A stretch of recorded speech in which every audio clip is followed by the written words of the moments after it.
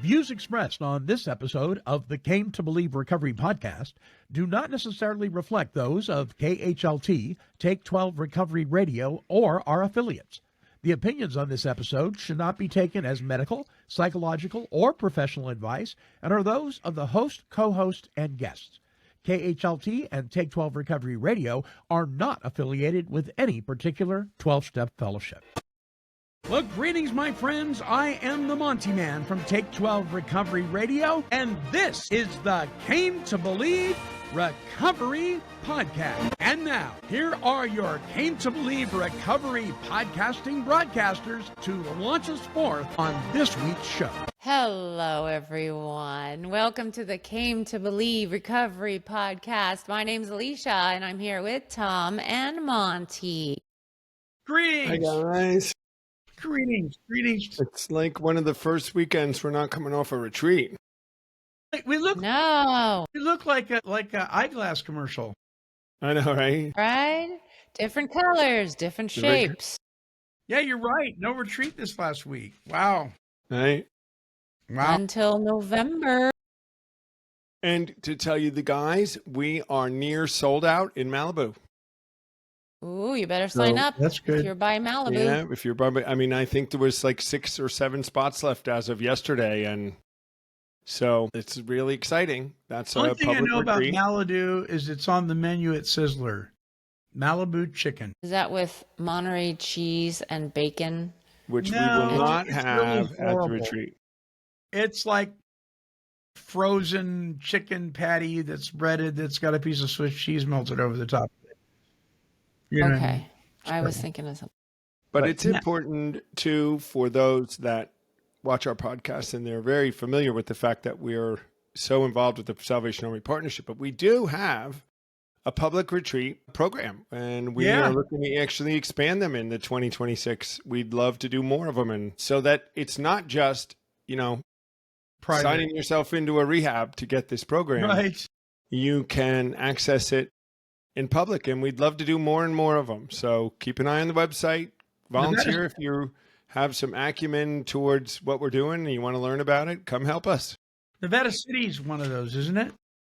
Yeah, and that's by me. So if you want to come to Northern California, come to the Nevada City retreat. That's the weekend after Malibu, November 20 through 22, I believe. And if you're in And then Florida, the Florida. weekend of 14 through 16, the same weekend of Malibu, if you're in Florida, there's one in Leesburg. So, the idea that we have 2 going on in one weekend, that's also kind of a cool thing. So let me ask you. So if somebody, because this happened yesterday, I got a phone call from a young lady and that wanted to know if I had any more Came to Believe Recovery Legacy guides. And I said, no, but here's where you can get them. And I sent her to the website. And she is very much interested in going through it. But I mean, she's not able, at least from what I understand, she's not able to travel very far and that kind of thing. So I suggested that she go to the Zoom meeting on Wednesday and find another lady that she can talk to that can maybe help walk her through that legacy guide. Yep, that would be me. Yeah. So her And there's name is, also a virtual retreat in January, but she probably doesn't want to wait. she may. So Okay. she's in the field. I mean, she's gone to school to study to be, drug and alcohol and all that stuff. But I gave her your first name, Alicia. Her first name is Kelly. Hi, Kelly, if you're watching or listening. Kelly? She's a really good friend of ours, and I think you'd really enjoy her. But that's what some people can do too. They can start by getting the legacy guide, right? And then they can do. Did you say January is the virtual? January is the virtual retreat. Is the It'll be on our virtual website soon. Well, that's I don't cool. think it's Yeah, It'll be open. The registration will be open soon. Yeah. I think she'd love that. Yeah, right on. Good deal. So we do have a mailbag to open. Yay! You've got mail. All righty. We have 2. Our first one is, and we mentioned him last week because we hadn't heard from him in a while. Gall sent in an email. Great podcast, y'all. Now I sound American, he said. Coming into AA and getting a sponsor has been a vital part of my program and progress. I picked a good one that I trust. My problem was not just alcohol. I had a greater problem, which was the separation from God. Now that I practice the steps 10, 11, and 12 daily, I get to make that conscious contact. However, if I was to slip from this daily practice, I can land back to where I started. Therefore, I would say that having a sponsor that keeps me in check is another vital layer in the program that keeps me on track and growth. Thanks, Monty and Company. Gall. So So it wasn't a question, that was a comment. it's just a correct? comment. Yeah, kind of reassuring us and himself that as long that if he stays in 10, 11, and 12, he's in a good place. Mm-hmm. And if he doesn't, if he veers off, he can get right back on. And that's important to note, because for the most part, the people that did this back in the day didn't fall off, but the few that did got right back on, and then they stayed too, which is really cool. Our second email, this is really interesting. Hello, team. They call this team. Would you ever consider having a show on the topic of alcohol as a toxin, which in my opinion isn't beneficial to anyone? Or perhaps you could just talk about it as a response to my email. I have never seen any positive results to alcohol consumption, but certainly have seen my fair share of negative consequences. Your thoughts, please. Lisa L. from Gilbert, Arizona. I love this one. Yeah, but that would really enrage people. Yeah, but we can talk about it here. Let's just respond. I mean, it is a toxin. Lisa, it's poison. It's poison. I'll go far. It's poison. I've asked people, when you feel buzzed and drunk and you think, do you know what that is? And they're like, what? I'm like, your brain is poisoned. It's hampering your brain's ability to function. That's what you're feeling. That's what you're feeling. Scientific, biologically, it's a poisoning. And the people that say I don't know what it is, but you guys probably will, the thing that's in wine that's good for you, you have to actually drink like 10 gallons of it to get that amount of whatever it is that they think they're getting from wine. It's poison. And yet the doctors will tell you, I'm talking about a small, like half of a shot glass. They're talking about nothing. A very small amount. Yeah, so it just doesn't make any sense. So you just take a little bit of poison? Well, it's good. Your liver can metabolize, 1 ounce an hour. So if it metabolizes the ounce, it doesn't get to your brain and poison it. So you'd be all right drinking 1 ounce an hour, but it wouldn't be, I could never do that. 1 ounce. 1 ounce is a shot, your typical shot glass. Oh, yeah. What's that? What is that? Yeah. Yeah. I mean, that was like, what? So I love that subject. I think it's totally relevant to talk about. Which is a really cool segue into something I wasn't going to bring up, but I thought, what the heck? So there's a gentleman, his pen name is Jonathan Harrison. The reason he has a pen name is he is very concerned for his own personal safety because of how he's pulling the covers back on the alcohol industry and the enablers. He's written a book called Alcoholics and Their Enablers. Oops, beep. And it's very interesting because what he talks about is ethanol. He says, and as I started reading this book, he says, from this moment on, we will be referring to alcohol as ethanol because that's exactly what it is. So just because you put it in your gas tank doesn't mean you need to put it in your body. There are no health benefits to ethanol in your body. None. Same with sugar. Right. So like when you said this might tick some people off about this topic, well, okay. What is that saying? First you know the truth and the truth will take you off, free? Right? Or take you off. But he talks about what does ethanol do, all the different things that it does and how the industry has really, I got great news because next Monday's show on the Take 12 Recovery Radio show, we're going to have Jonathan Harrison on to talk about this very topic. So when I saw this email, I thought, wow, this is good. This is good. So why is he concerned about people coming after him? Because the alcohol industry is huge and the information in this book is huge.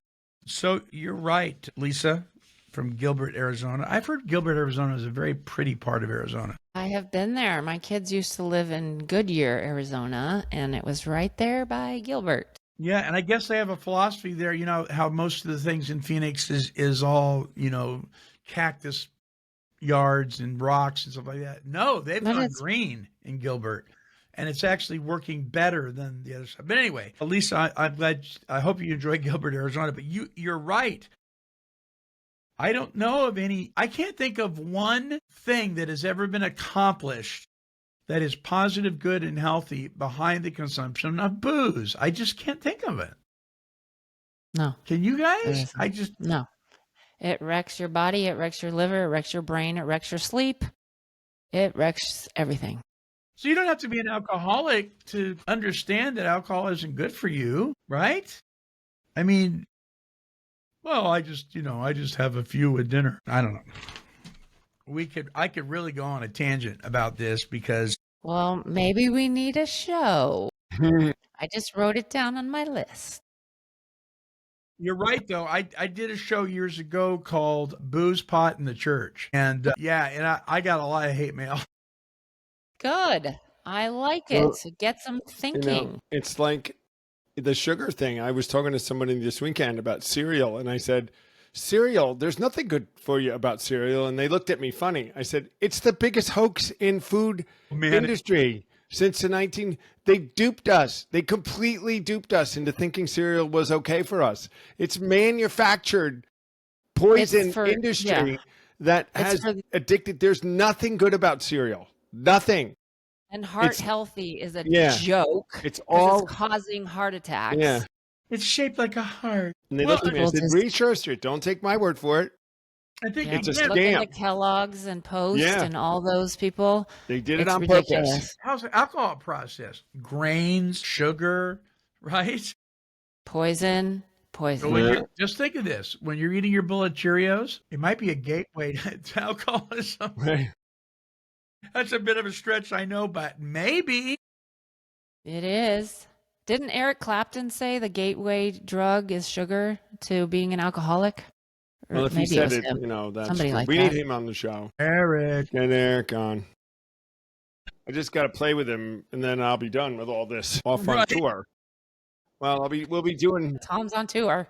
Well, I'll get him to do the podcast from the road. We'll be on the tour bus or so. Well, although he doesn't go on a tour bus, he's on a tour plane. Yeah, that would be fun. Anyway, I think these are great subjects, and I think it's reality for people, and people don't want to see it. They don't want to look at it because it's like food, Alicia. It's too easy, the food, and they just don't want to. They just can't make that leap because it's all on the food shelves. It's everywhere, and everyone else is doing it. So, I mean, I'm just gonna. Yeah, but use your common sense. Look at everybody else. They're all sick. And everybody's overweight. They haven't drawn the line to it. And nobody was like that. They don't draw the line to it. I know. Food, processed food. It's ridiculousness. But that's not what our topic is about. But actually, it kind of is. It's kind of linked. Kind of. All right, let's close the mailbag and then we'll bring the topic in. Hit it, maestro. You got mail. What is that? What is what? It's my lighter, like for the song in concert. It's my electric It's your candle lighter electric. thing. I love this thing. What's the topic there, Alicia? Binging on food, drinking, Netflix, social media, shopping, all the things. Netflix. Netflix Okay, binge. now you're meddling.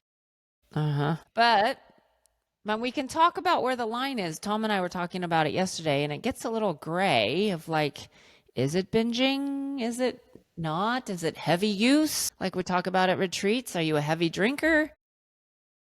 We have to see where that line is. Or maybe just put it out there for other people to think about. Let's in the arena of sitting in front of the idiot box, and I say that tongue in cheek because I'm guilty of it. Some people are foodies, right? They call themselves foodies, right? Because they're just like food's their thing. I'm a movie E. A movie E? A movie EE or a miniseries E. Miniseries is E. Anyway, you get my point. And so Marcia and I will sit down. We've got a couple shows that we love. Give me an example that are made for TV series. Series? My wording today is messed up. So one of them is Matlock, the new Matlock, with Kathy Bates. She plays Madeline Matlock. And the song that we started with at the beginning of the show was actually the theme from Matlock from the original.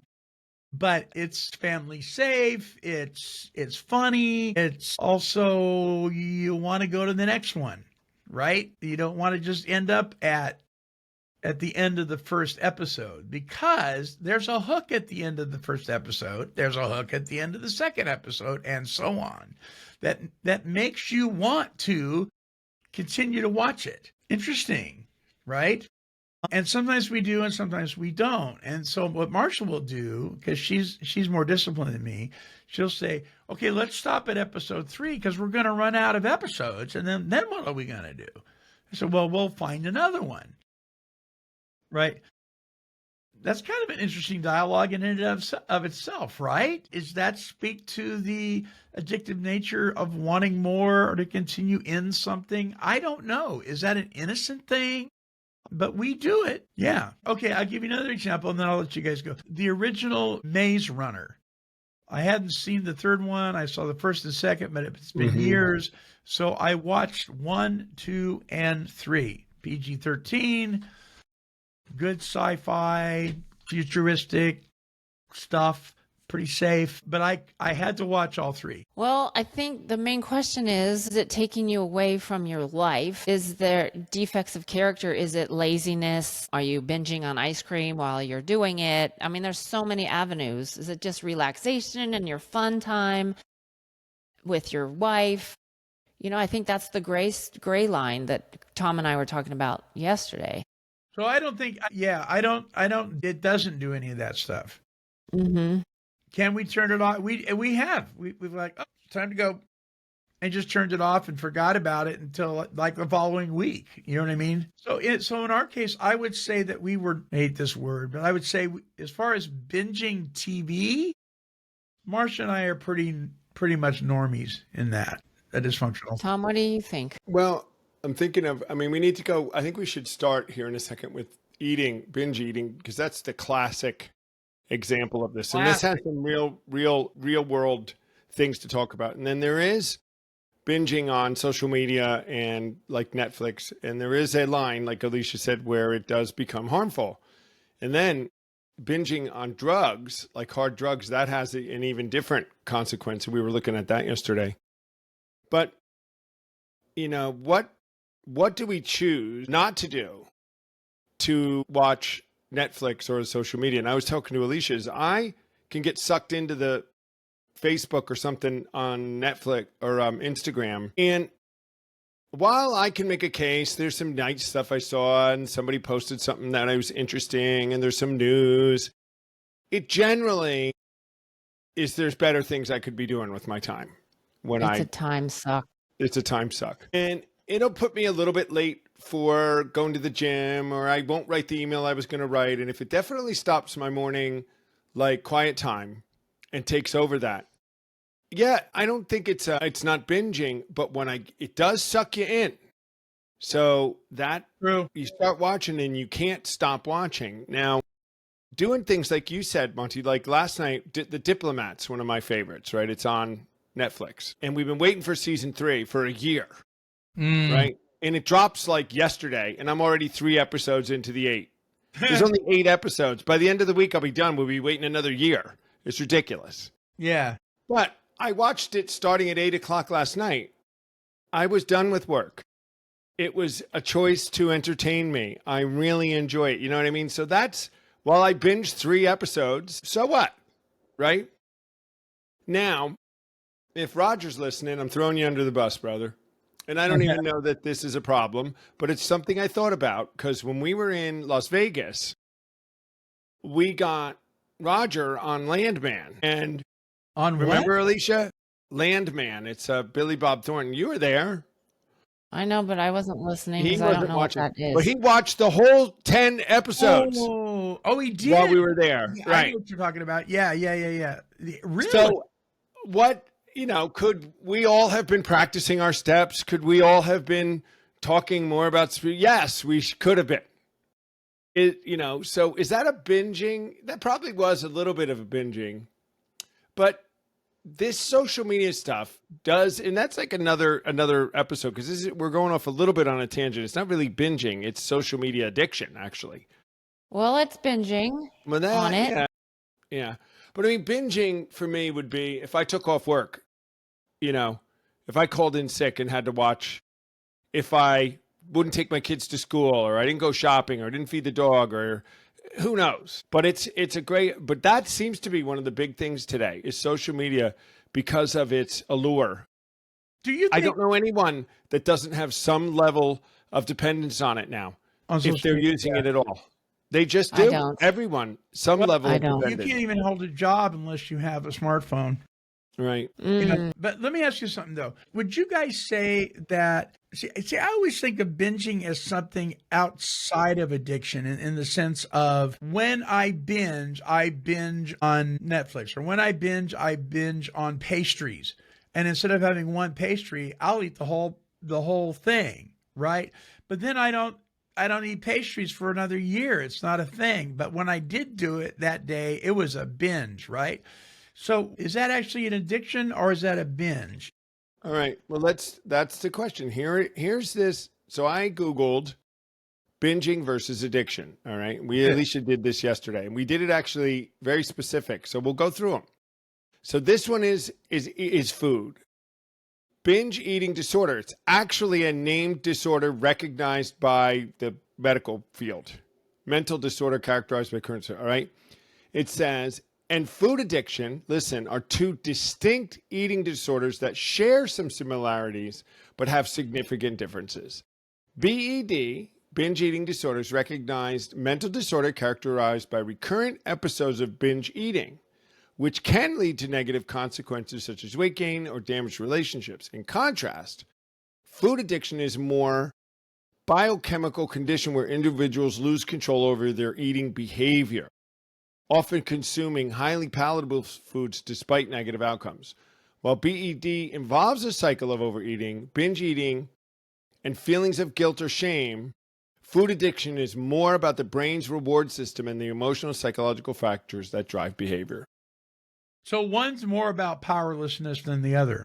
Yeah, right.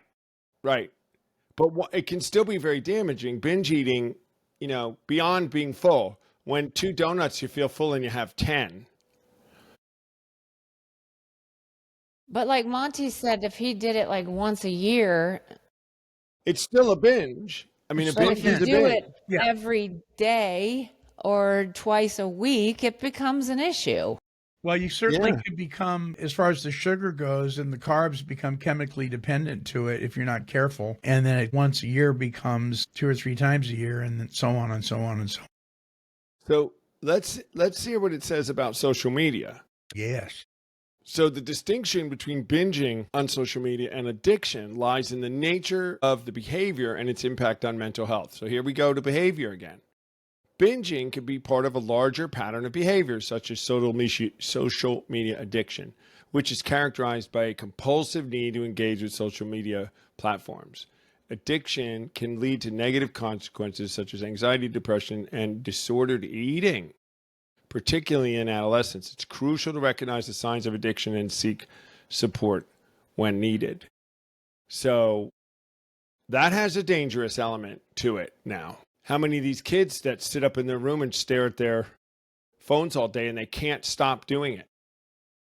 And they miss social engagements. They don't want to be in social engagements. They feel detached if they don't have their social media. They're missing something. Yeah, they're not engaging socially, which is absolutely necessary for the human psyche. You need to be engaged with other people. We were never created to be alone. But they think they are doing that with the phone, but they're not. Yeah, but they're not. Even new mothers will tell you about the skin touch, right, of the baby, skin on skin, how important that is. There's something, women have a chemical, I can't remember the name of it now, but there's a chemical that is produced when you give a woman a hug, that if she does not get that chemical in her life, it can make her very, very, very sick. Guys don't have that. Gals do. So there's something about touch right? So if you're involved in the social media thing, or you're constantly stuck on your phone, you're not getting any of that stuff. You're losing all that. We were out to dinner last night, and they had taken, in the middle of this restaurant, they had taken all the big tables and they'd moved them to another room, and we noticed that there was a big gathering going on, an event of some kind, right? And there was no talking. Everybody was on their phone. There was probably 15 people in there. Everybody was on their phone. You can see that at all restaurants. Usually the phones are on the table. They're looking at the phone. Crazy. Like, why did you even go out to dinner? Yeah. Ay, ay, ay. And there's a difference, though. I mean, let's talk about this. Like when I had one drink, the phenomenon of craving kicked in, and I could not stop. There was this physical reaction.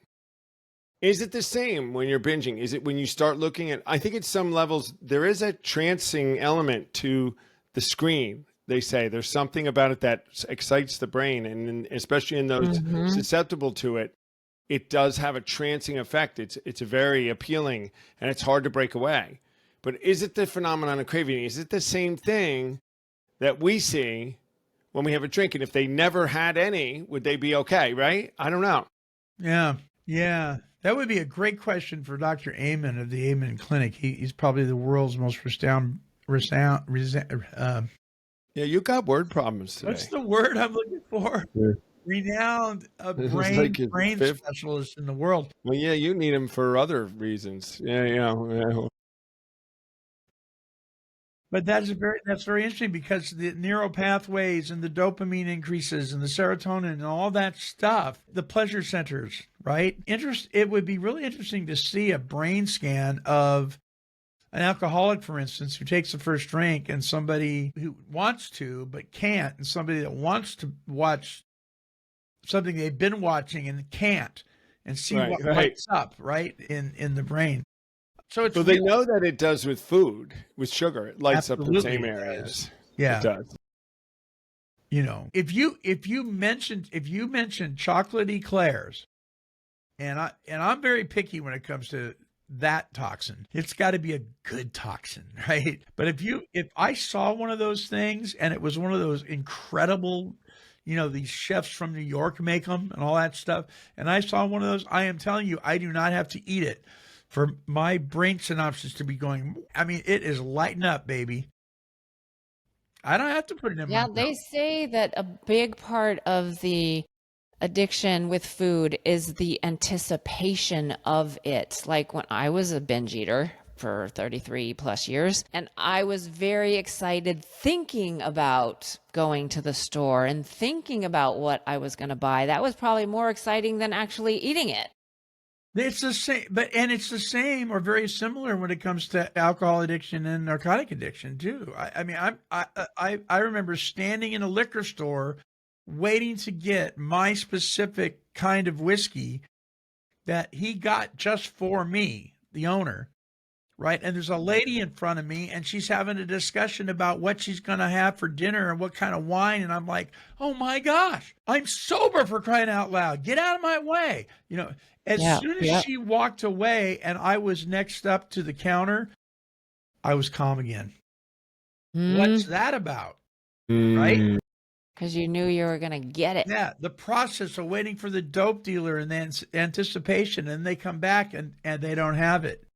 And you go into a depression. I mean, so the anticipation of getting that food, I wonder if it's the same or very, very similar anyway, which would mean that this binging thing can actually lead to some permanent effects, can't it? Maybe even, I dare say, maybe even death. Well, it certainly can with drugs, it says. Yes. Drugs is the one where binging is dangerous. When you went, these other had all these other kind of softer consequences, but the drugs was you leading to an overdose. Like, are you going to overdose on donuts and die? Probably not. Probably not. And even alcohol, you're probably going to pass out way before you die, even though you could die from over drinking alcohol. That's for sure. It's really related, we think, Alicia and I were talking, to the heavy drinker that the Big Book of Alcoholics Anonymous talks about. And when we're teaching step one and we're helping people to determine, are you an addict or are you just a heavy drinker? So are you a food addict or are you just a binger?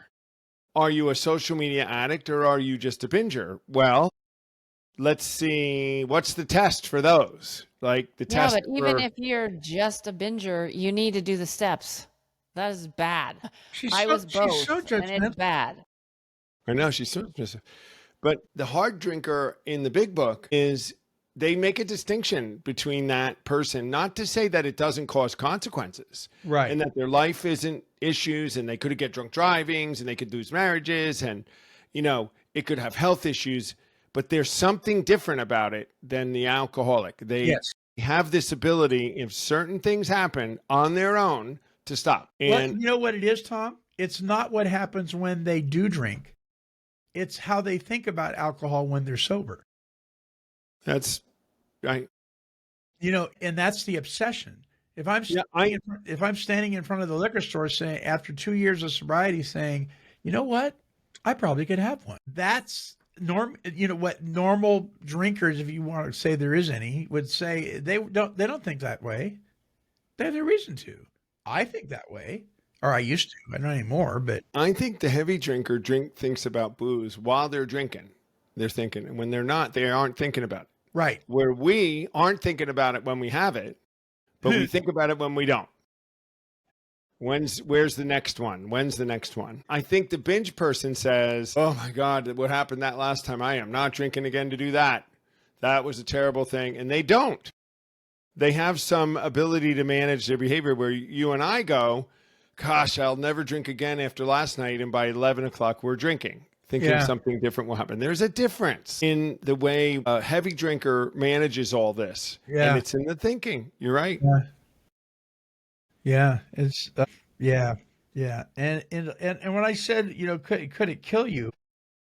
I guess it could. You could binge alcohol, not be an alcoholic, and binge alcohol on New Year's Eve and end up dead of alcohol poisoning. Well, Let alone a car wreck or something like that. But couldn't it's you end up interesting. dead if you're okay? Let's talk about the food thing again. If you're pounding Monster energy drinks, I know a guy. He was real involved in Absolute Ministries up in Washington. This is a faith-based clean and sober housing program, right? Guy was a great guy. And everybody told him, his doctor, you got to stop drinking those energy drinks, man. Your heart's not going to like it. And sure enough, he had a heart attack. And the cause of death was those things. Wow. How much was he drinking? 3 at a That's a time. lot. Wow. So the food killed him. Mm-hmm. I don't know that he was a food addict. Maybe. Can you be addicted to energy drinks? Of course. It's an addictive substance. There's caffeine and taurine and all that weird stuff. Mm-hmm. Mm-hmm. As I raise my cup of coffee. Exactly. I had a thought when you were talking about that with the energy drinks. When we do Sober St. Patrick's Day, Yeah. which is that on St. Patrick's Day, it is in highlighting that it's the largest binge drinking day of the year. And Really? In the country? yeah, more teenagers die from binge drinking on St. Patrick's Day than any other day, which is they drink so much that they die. Wow. The first time they drink. Because they Is it drink because so the much, they parents don't are understand very it. lenient about it on that day? Oh, they just go out. They think they're going to drink on St. Patrick's Day. Is their first day. They're 18 or 17 or whatever. But it's the number one binge drinking day of the year. It's when people that don't normally drink would go and maybe drink, and more deaths on St. Patrick's Day than any other day from binge drinking. That happens with hazing in fraternities and all that, where they'll take some new guy and they'll make him to pass one of his tests. He's got to chug, you know, or they'll turn him upside down and do the beer bong thing or whatever. And then the guy dies. Pretty common. No history of alcoholism in the family, nothing. Certainly not with himself. And then he's gone. Hey, gads. So Now we're coming up to Thanksgiving, which is probably the biggest food holiday where people binge on that day, which could be an addict thing and a non-addict thing. Again, if it's once a year, I don't know if it's that big of a you know deal. what? Here again, and I don't know, this was before I ever started paying attention to carbs and all that stuff. On Thanksgiving, I would I would look at that food and go, this looks awesome. And then I'd sit down to eat and I can't eat very much. It just, Well, you're the only one in the world. it's just, I've never heard of that in my life, but okay. I can't, I try, I'll I put a bunch of mashed potatoes and dressing and the turkey and all the stuff, right? And take a couple bites of each. And I'm like, oh, I can't finish this. Well, that's good for you, but don't you see everybody else not doing that? Maybe now that I'm more careful with what I eat, it'd be harder for me to say no. Now you eat turkey and that's it. Everything else is carbs and crap. I'm going to eat my green beans. I'm sorry. Okay, there you go. Green beans and turkey and maybe a keto dessert. So I guess what we can get down to is that there is a condition, just like if you get drunk twice a year at a wedding or something, where it points to no problem whatsoever. It's just a thing that happened. Same with binging, food. You could binge food 2 or 3 times a year for whatever reason, like it is Thanksgiving. I had too much, and have it mean nothing at all. Yep, I agree. And it just, a binge in itself, the word doesn't necessarily have to be binge eating disorder. Yeah, right. Right. I mean, it has a consequence. I mean, when you overeat it, there's something going on in your body, probably make you tired or some negative thing that wouldn't have happened. Yeah. But it's well within the threshold of like something you wouldn't ever do anything about. If you did it twice a year, it's whatever. It's an indulgence. And then there is the heavy consequence, the binging that is consequential. And we have lots of people show up at our retreats that say they were binge drinkers. So they didn't drink all the time. Yeah. But when they did, they couldn't stop and they binged for 3 days and have huge consequences and stuff would happen, go to jail and they'd have blah, blah, blah. Right. But then they'd go weeks or two and they didn't drink for a while. And I don't know that person, but I know some of them. Yeah, the people that have had enough, I don't know. I don't understand that. I know. Where you could stop then. Because I'd have that weekend and then just keep going into the week. Yeah. I mean, I drank 5 days a week. When in the heavies of drinking, honestly, 5. And the other 2, I was so hungover, so sick, I just couldn't, But I would probably smoke pot or do something, Yeah. But I was 5 and probably long strings where I had some amount of alcohol every single day in my life, some amount. Yeah. So that was different than that was centered in my mind. So it can be a problem, binge drinking and binge eating, even if it's not classed as addiction, right? Sure. Yeah. So Alicia, were you a binge eater when you did your eating disorder that was sober, or was it Sure, yes. all the time eating? I think it was addiction and binge eating disorder, but they didn't have that diagnosis when I was in it. I don't think. Did you move from binge eating into bulimia or any of that? I started binge eating and anorexic behaviors when I was 15, and then bulimia for probably a year. And then it was just got too hard to hide, and I didn't want to do that anymore. And so then I just stuck with binging and starving myself. Back and forth. And over-exercise entered in when I was like late 30s.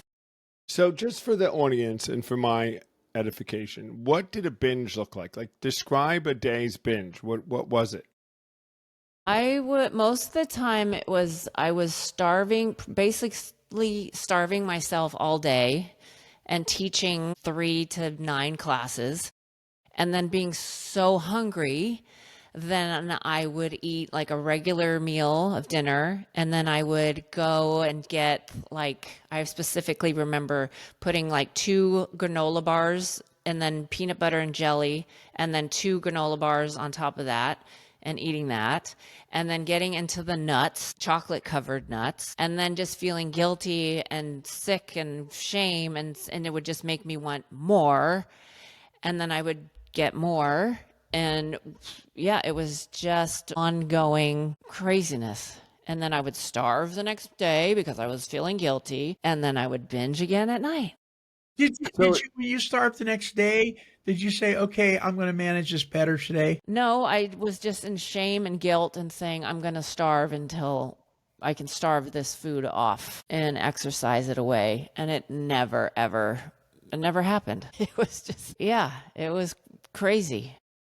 Yeah, And that's thinking, I ridiculous. was looking at it as like a diet, but it wasn't. It was, So And did you I ever got like down, have dinner and then go eat a whole pizza and then go get ice cream and then get up in the middle of the night and eat yeah, something? I I mean, it would was like get, that. yeah. But try to like not eat it, and eat half of it, and then put it in the trash can, and then get up in the middle of the night and dig it out of the trash can and eat Oh it. yeah, there's a And then, Seinfeld episode about that, right? yeah. George got the And kicked out of then it. knowing that I would do that again, I would get coffee grounds and put it on the food, and then I wouldn't eat You it put coffee grounds on your food? in the trash can, so I wouldn't get up in the middle of the night and eat it. I thought you. Yeah, that's Yeah. the problem. Who does that? Yeah, Yeah. I Oh, you have to know. tell that story. That's a good one for That your is a Yeah. good one. I would no get up in control. the middle of the night and leave and go to Jack in a Box for their cookies and cream shake. And then next door, I would go to the yogurt place and get all the toppings and more toppings and just be sick. And you weren't And really just, hungry. You just no, it was emotional hunger. Well, sometimes I was hungry because I starved for 10 days at a time, sometimes. But yeah, it was more of that void, like that spiritual malady I was trying to fill. so wait, fill. you go off 10 days without eating anything? Yeah. Really? Well, Wow. coffee. I was drinking coffee. Yeah. Didn't your sugar levels like just take a dump and just weren't you like? I wasn't checking then. That was But didn't you before feel? I knew all this Didn't you stuff. feel like? Yeah, but I felt high on it. Because you know when you get ketones and it's a high. And it was Yeah. control, and I was losing weight, and people were noticing. So then I would go another day, and it was ridiculous. I have to be careful now to kind of watch myself with people complimenting me, because I'll just go on a tizzy of like, then I should lose 5 more pounds. A compliment would welcome Can another send me in the compliment. swirl. Yeah, swirl. Wow. Yeah. So Timothy, my husband, is very careful of like not complimenting me, but then I can go on a tangent on that. Like he's not even noticing that I'm down to 100 and whatever. So both ways people lose in my world, because if you're not complimenting me, I'm fat, and if you are, then I'm not skinny enough. And that's a constant step 10 practice in my life. You know, I've got to say this. I'll bet you what you just shared right there. There's somebody listening that goes, "She gets me." Yep. I'm just thinking the same thing. Yep. That's Yep. really important. That whole thought process. Oh, it's ridiculous. Because But I can it's, see it said you look thin, you're looking good. It's a positive thing. And then you think, so this looks good what I've been doing. I must do this more. so I'm going to lose Right. 5 more. Let me do this more. Or it could put me on a food crave because, I look good, so I can eat. Man, it could go And either so way. Right, right. both I mean- ways. Yes. Yeah. That's where things like slogans like, "Well, the good is the enemy of the best," isn't healthy. Right. Because we're like, well, I'm doing good, so if I do even better, so I just won't even eat. I'll not eat for another day, and I'll be doing even better. Yeah, no. So I think, guys, that you're listening. Again, we haven't solved a thing in this Yeah. hour, but we have illuminated it, and we have had a good discussion on what it is. I mean, Yeah. I've learned a little bit about what the distinction is between the two, and to talk about it, I think raises awareness about it. And for me, it's actually illuminated more about social media, because I think it's a big. It's not a curse of the world, but I think in general, it's not good for everybody, because I routinely witness what you did, Monty, which is get on a New York subway and everyone's on their phone. Stand anywhere, everyone, and no one's talking to each other. Like, what did we do when we didn't have them? I'm in the airport yesterday. Not 99, 100% of the people were staring at their phones.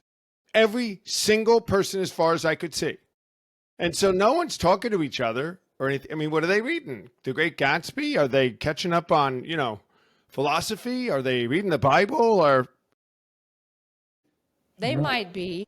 Have you guys ever, let me ask Some you of them. let me ask you something.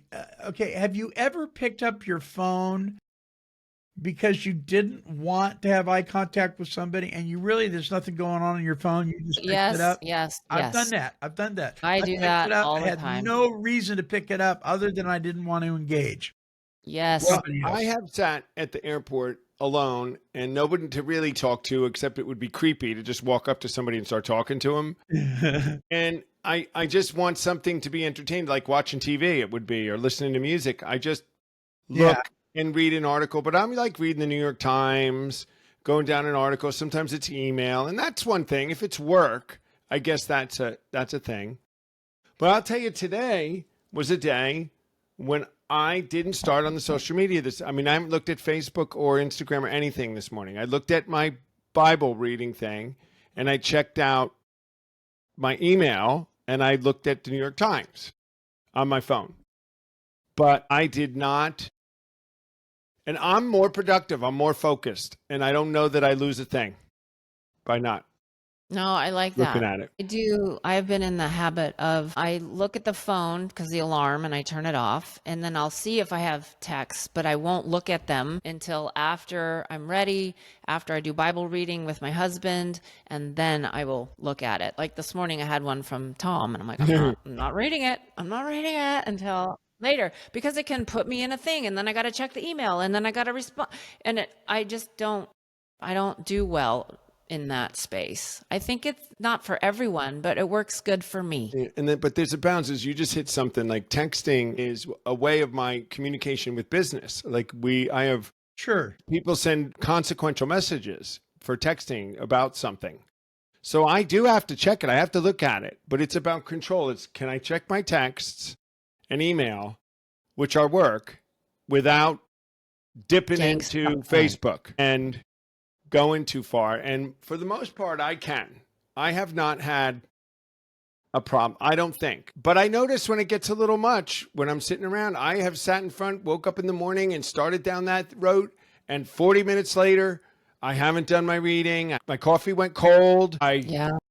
I was supposed to go to the gym and my plan went away and it's 40 minutes. And I'm like, ugh. And that I don't want to do.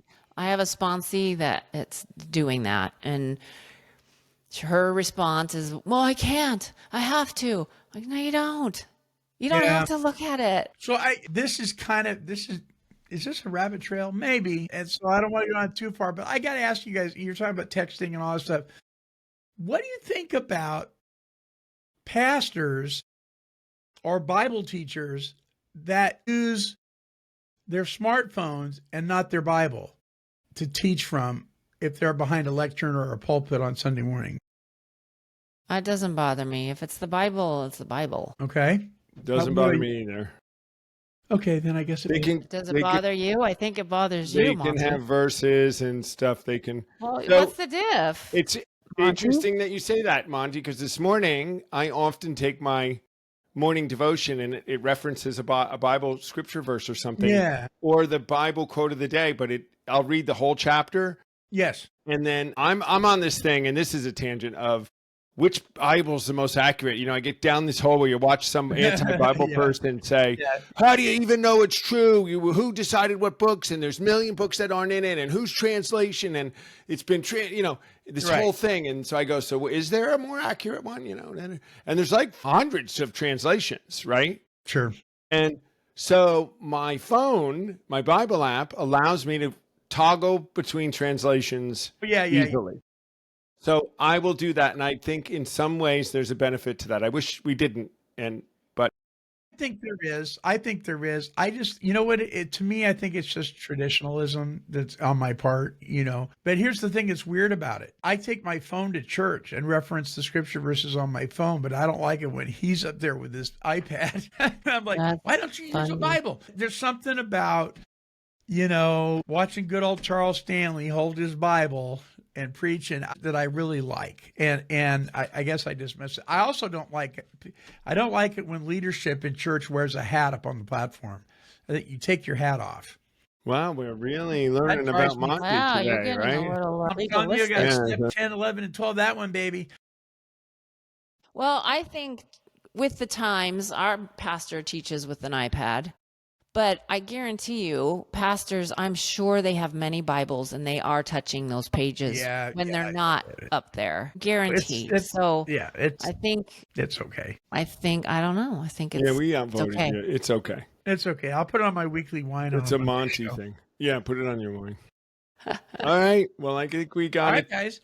We So got it. We got a great closing song that Tom is going to absolutely hate. He got a little Boy. taste of it earlier. Yeah, it should never be played ever again. But I guess it's for Alicia. It's for He Alicia. said it's really for you. Do I even know what it is? No, I don't know. You know it is. Let's see. It's entitled Binge and Dream. And then I'll come back with my closing thoughts. Closing thoughts from you guys, real quick. Alicia, you first. I would say do 10, 11, and 12 on your behaviors and do a quick inventory and see if there's any area of your life that you are lying about usage of something. Are you binging? Are you not? And look at it and be honest if you have a problem or not. Yeah. Tom?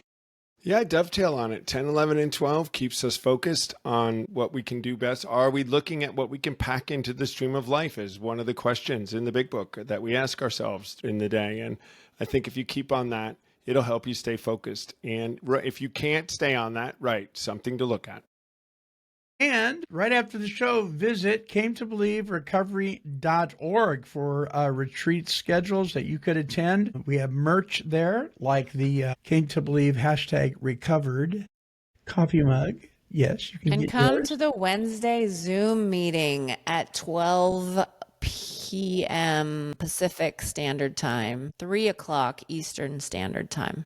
Email me at Monty, M-O-N-T-Y, at cametobelieverecovery.org. I'll send you the links to all that, and you can jump on board for that. All right, Binge and Dream. It's for Tom, too, because he's going to dislike it so much. So here you go, Alicia. I'll come back with my closing thoughts right afterwards. Binge and Dream. It started with one simple show, just something light before I go. A bite of chips, a soda fizz, a harmless binge, or so it is. But then the plot began to twist. My workout plans were all dismissed. Just one more app, I softly swore, while reaching for the snacks once more.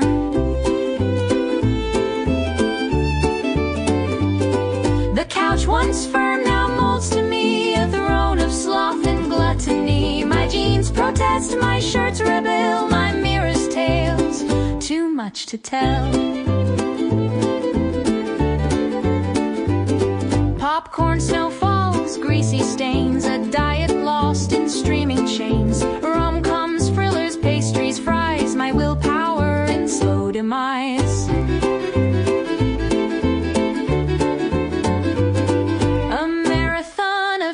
A crust of chocolate bars and nacho dust. My Fitbit sobs in quiet shame. While credits roll, I dodge the blame.